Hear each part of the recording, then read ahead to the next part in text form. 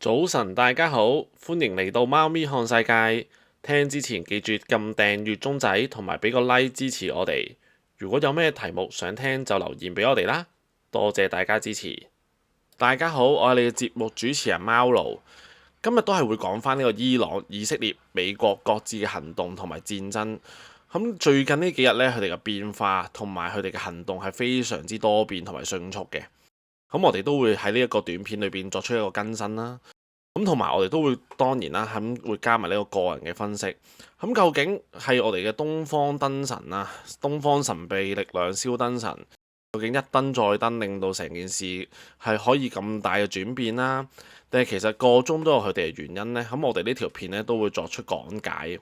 首先第一部分呢，我哋都會講解翻最近發生嘅事啦，簡單咁講解翻先。首先美國咧喺2025年6月21日咧，就派出咗呢個 B2嘅轟炸機，就直接咧去到伊朗嘅上空啦，係分開3個地方咧，就做咗一個行動。個行動嘅代號咧就係午夜之錘。其實直接了當就係將佢哋嘅核濃縮嘅設施咧就去破壞。嗰陣時特朗普咧都係有承認到成個行動啦，同埋當年就話成個行動係非常之成功。壯觀嘅勝利，強調啦就係為咗呢個係阻止伊朗嘅核武器發展嘅啫，就唔係破壞佢哋嘅政權嘅。但係佢都要講明啊，而家係要和平嘅時候啦，唔係呢，佢哋係會繼續出手嘅。成個行動係睇到呢，佢哋嘅 B2轟炸機入到伊朗境內係安全咁撤離，同埋佢聲稱啦，暫時喺我哋嘅消息入邊、資料搜集入邊咧，都係未有重大嘅平民傷亡嘅。當然啦，美國轟炸完之後，伊朗當然要作出一個回應啦。佢個回應係乜嘢呢？首先講嘅話呢，就係首先佢係強烈譴責啦，都係好老土咁講啦，就係話呢啲係違背國際法嘅行為啊，係一啲野蠻嘅行為。同埋佢都話明係會作出一個反擊嘅。之後嘅第二日呢，伊朗嘅議會已經係即刻通過投票呢，就話封鎖呢個霍爾木茲海峽。其實呢個海峽最主要呢，就係一啲原油或者石油產品嘅出口通道。而呢個消息一出嘅時候呢，其實當時係有影響到油價，但係坦白講，影響嘅力度唔大，市場呢係好快就去消化咗。呢個我之後都會再重新去講解一次，點解當中佢哋會咁快可以已經消化咗呢個消息，同埋影響唔係太大呢？好啦，到時候。最新嘅一日啦，你哋都會睇得到啦。伊朗就開聲講明啦，就會用飛彈或者導彈去攻擊呢一個美軍嘅基地。其實都係好老土啦，即係講到明俾你聽嗱，我而家出拳噶啦，我出拳噶啦，你記住擋啦。但係喺美國擋完之後，喺短時間內，特朗普竟然宣布啊，喺美國嘅周旋之下，以色列咧同埋伊朗咧，都達成咗呢個12日嘅停火協議啦，都係雙方去允許，佢竟然咁講啦嚇。呢件事係由打到大家都以為，喂，有好多 YouTuber 喺度講啦，哇，嚟緊第3次世界大戰，嚟緊第3次世界大戰啦，急轉一個轉彎就變咗暫時停火。去到呢度究竟點解呢？呢度我哋都會做一啲個人嘅分析嘅。首先我哋去到分析呢一部分呢，第一部分我哋會分析翻，其實美國究竟點解會出手先？我想講就我哋都要根據翻我哋第一條片，其實已經講過，成個行動唔係大家食飽飯冇事屙嘅，即係唔係話我無啦啦去攻擊你，係其實係有部署嘅。以色列過往嘅軍事行動，無論係針對哈馬斯又好，針對呢個真主黨又好，甚至乎而家伊朗都好，你會睇得到佢所有嘅行動係絕對係有部署同埋係有計劃嘅。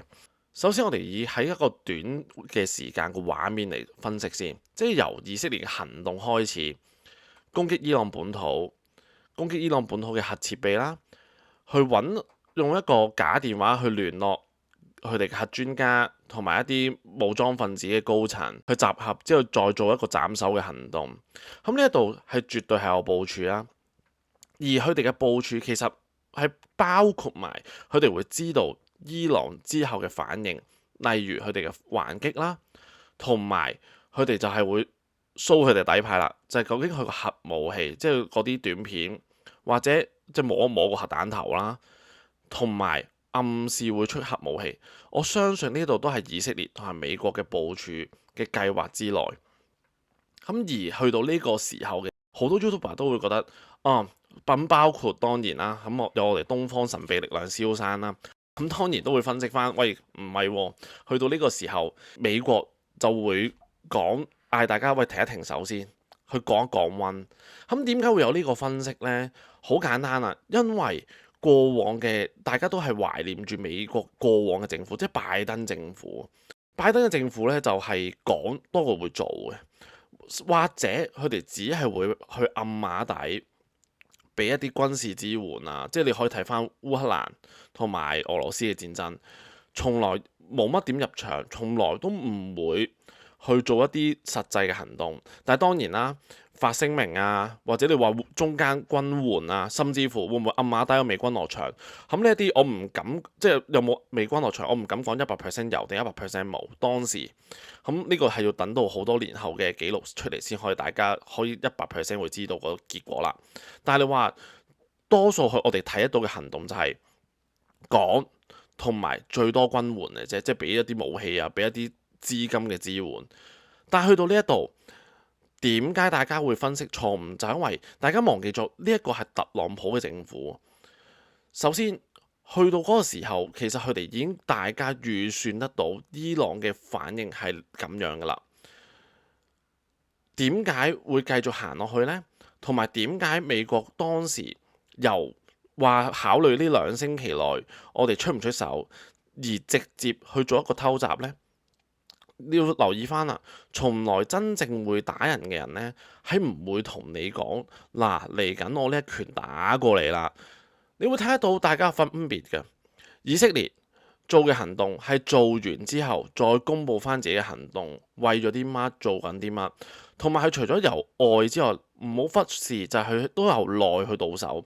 佢曾經係發表過一個短片俾伊朗嘅民眾，即係講俾佢聽，我哋呢個襲擊並唔係針對人民，係針對佢嘅核設備，同埋為咗解放伊朗社會。呢個係非常之重要，我陣間都會再重申多一次。點解呢個咁重要？因為呢個唔係純粹去破壞伊朗而家成個社會，其實佢要同全世界講，我而家只不過係針對伊朗現在嘅政權嘅啫。而去到呢個 moment，其實我會認為佢哋嘅情報分析或者佢哋嘅分析師都會覺得伊朗嘅行動係一定係會有呢個暗示啊嘛。其實你知我知，特朗普佢哋都一定知啊。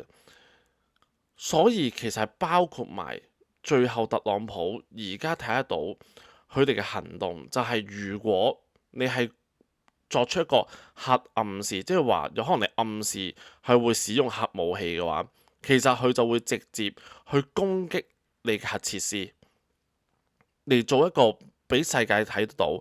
佢唔係淨係得個講字，佢哋係行動至上。同埋你要留意翻，如果當時嗰刻美國縮嘅話，即係話學蕭生佢哋分析，美國唔會出手嘅，因為佢哋會傾啊嘛。哇，核彈咪即係第3個世界大戰唔得掂嘅喎。咩話又係全部人會落晒場？呢個絕對係相反，因為如果反而美國唔出手嘅話，縱成世界，你會俾俄羅斯或者中國政府或者其他嘅國家會點睇呢件事？好啦，去到呢個時候，我再拉長啲咁睇，唔好忘記特朗普其實喺今年嘅年初係有去到沙地阿拉伯出訪嘅。當時究竟會唔會已經同中東嘅國家打咗個底？當然啦，唔會話所有行動講晒出嚟，但係會唔會有一個咁嘅底出嚟？而大家今時今日會咁正局呢？所以其實呢啲部署並唔係話真係一時三刻，唔係話喂我冇以色列打完佢啦，佢還完手啦，佢再摸個核彈頭，我先去諗行動啊嘛。一早諗好晒，一早已經部署好晒。好啦，去到之後，除咗美國軍去襲擊佢哋嘅核設備，去摧毀咗佢嘅核武器啦。第二樣嘢就係去到伊朗俾美國咁樣攻擊之後，其實伊朗嘅還擊你會睇得到係非常之薄弱。你會睇得到佢首先第一樣嘢啦，口頭聲明就係話佢違反呢個國際法啦。第二樣嘢就係封鎖海峽啊嘛，即係佢想鉗，即係表面上啦，就係話我要影響你哋揾錢嘅能力，我要影響你究竟點樣去揾錢。咁第三樣嘢當然就係話，就係倒翻轉啦。你會見到以色列同埋美國嘅攻擊係從來唔會講先嘅，做咗先會講。咁你會睇翻伊朗呢一邊就倒翻轉嘅，係講咗先會做。我會講俾你聽嗱，我而家打呢個美國軍事基地㗎啦，打你㗎，打你㗎啦，講成晚俾你聽，等你去做嗰個防禦。咁呢個都係佢第三樣嘢。咁首先我會分析翻伊朗呢個做法，就係你會睇得到，暫時我哋可以睇得到伊朗嘅還擊係非常之薄弱。呢個係好明顯㗎啦。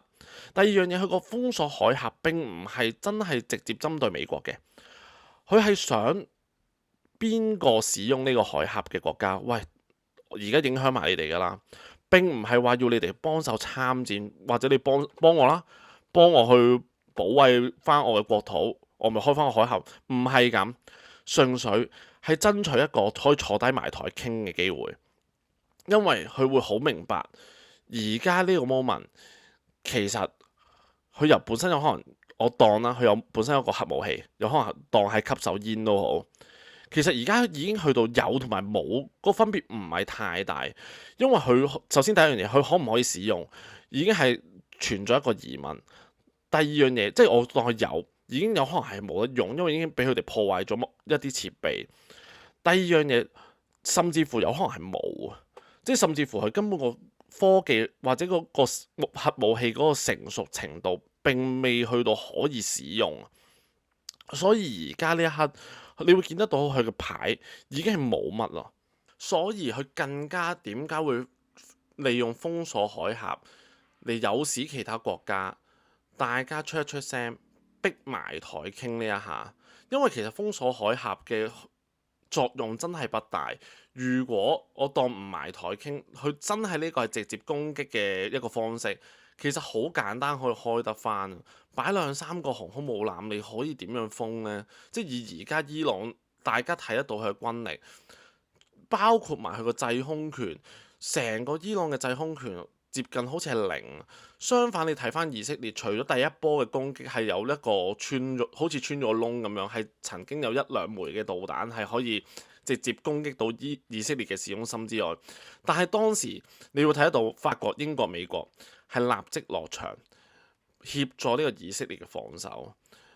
喺上一條片我已經講過，如果以色列嘅防守係可以接近做到萬無一失啊，暫時咁成個攻擊呢係唔會停㗎啦，成個攻擊係暫時唔會停。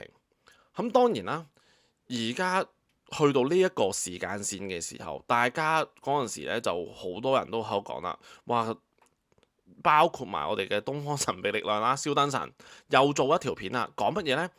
中國、俄羅斯會落場啦，而家唔係核戰呢，就係會第三世界大戰啦。呢一個呢，又係用咗一個舊思維去諗，就係以前如果呢個假設係首先你要假設咗，如果美國唔係咁樣一個有呢個迅速嘅行動，都有可能嘅，或者呢個美國政府仲係拜登揸場，你可以咁樣分析嘅。佢哋會可能初步有個小規模入場，大家就會引發之後嘅第三次世界大戰，係有呢個可能性。但係都係嗰句，唔好忘記今時今日係特朗普政府啊嘛，中國同俄羅斯係唔會入場嘅，頂到盡暫時我哋可以睇得到嘅，有可能暗馬底你話運軍火又好，乜都好，我諗呢個樣都冇啦，因為而家佢哋嘅所有情報機關係會睇得好緊，根本係唔會入場。除非口頭聲明，即係嗰啲啊，你咁樣做咧係違反國際法啊，點點點。咁呢啲我唔知當唔當入場啦。咁但係肯定唔會打第三次世界大戰先，因為咁。咁當然啦，去到最新嘅消息就係話停火啊嘛。點解會係咁？你要留意翻呢個就係講緊特朗普嘅談判藝術。